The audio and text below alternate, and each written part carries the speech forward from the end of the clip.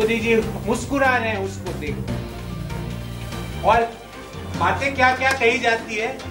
एक व्यक्ति ने कहा साहब मोदी जी ने जान करके ये पेट्रोल के दाम बढ़ाए ताकि छुट्टे का झंझट मिट जाए। 100 का नोट दो 1 लीटर तेल डलवा दो। छुट्टे से लोगों को परेशानी से राहत देने के लिए ये किया।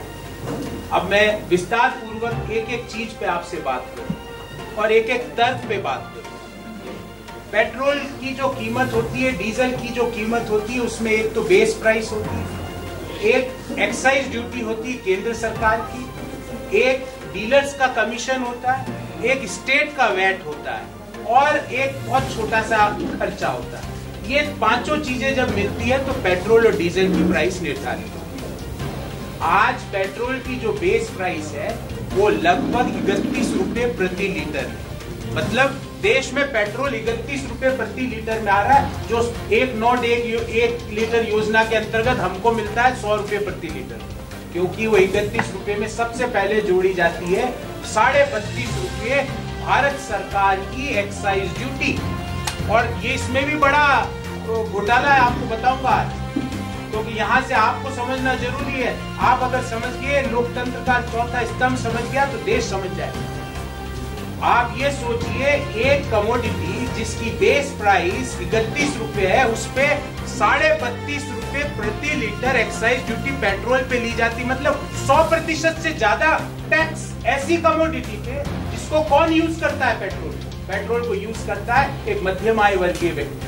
बातें तो की गई थी हवाई चप्पल वालों को हवाई जहाज में बैठाने की, बाइक पे बैठने लायक नहीं छोड़ा उनको। आप बातें तो आपने कही थी, बहुत हुई महंगाई की मार। ये कौन सी मार है कि पिछले 6.5 साल में, ऑन रिकॉर्ड आपको बोल रहा हूँ साथियों, पिछले 6.5 साल में डीजल पर एक्साइज ड्यूटी में वृद्धि जो हुई है वो 794%, लगभग 800% डीजल पे।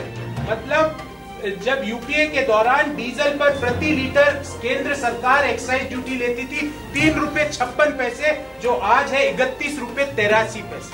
पेट्रोल पर जो एक्साइज ड्यूटी केंद्र सरकार यूपीए के दौरान 2014 में 9 रुपए 48 पैसे प्रति लीटर लेती थी, जो आज बढ़कर 32 रुपए 98 पैसे हो गया।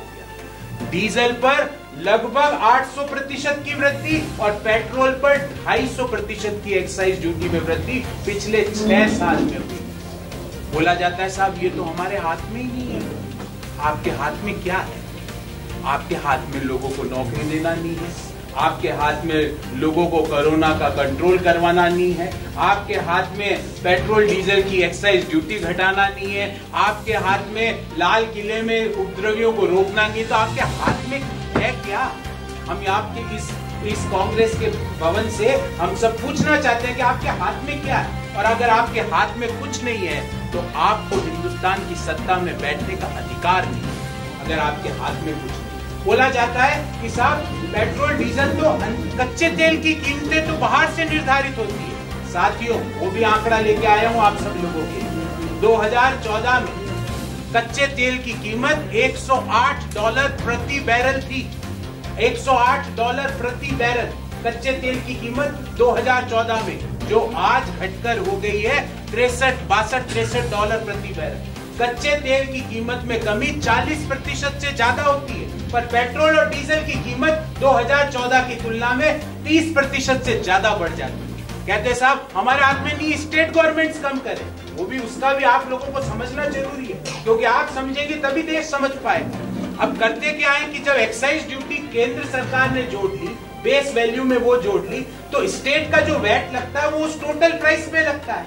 तो अगर आप एक्साइज ड्यूटी कम कर देंगे तो ऑटोमेटिकली स्टेट गवर्नमेंट्स का वैट कम हो जाएगा। और एक बात बताइए, पिछले 6 साल में, मैं तो यहाँ पे इस पटल पे, कांग्रेस के पटल पे बैठ के भी ये बात करने की ताकत रखता हूँ कि पिछले 6 साल में कौन से स्टेट गवर्नमेंट ने अपनी एक्साइज ड्यूटी 800% बढ़ाई? कौन से स्टेट गवर्नमेंट ने पेट्रोल पर एक्साइज ड्यूटी 250% बढ़ाई? फिर बोले गए, माननीय प्रधानमंत्री जी ने एक और तर्क दिया, क्योंकि प्रधानमंत्री जी कहते हैं तर्क से बात करो, इसलिए हम तो तर्क से ही बात कर रहे हैं। उन्होंने कहा साहब पिछली सरकारों ने यहाँ पे तेल नहीं खोजा देश में, इसलिए हमारी निर्भरता है दूसरे देशों में। आपको जान के हैरानी होगी कि जो हम कच्चा तेल भारत में यूपीए 1 और 2 के दौरान लगभग 24%। जब टूटती है आस, जब थकती है सांस, जब रूठते हैं अपने, मुंह मोड़ता है जमाना, जब अंगड़ाई लेता है संकल्प, फिर बनती है कहानी, बनते हैं अनमिट निशान। देखिए मेरे साथ संघर्ष की दास्तां।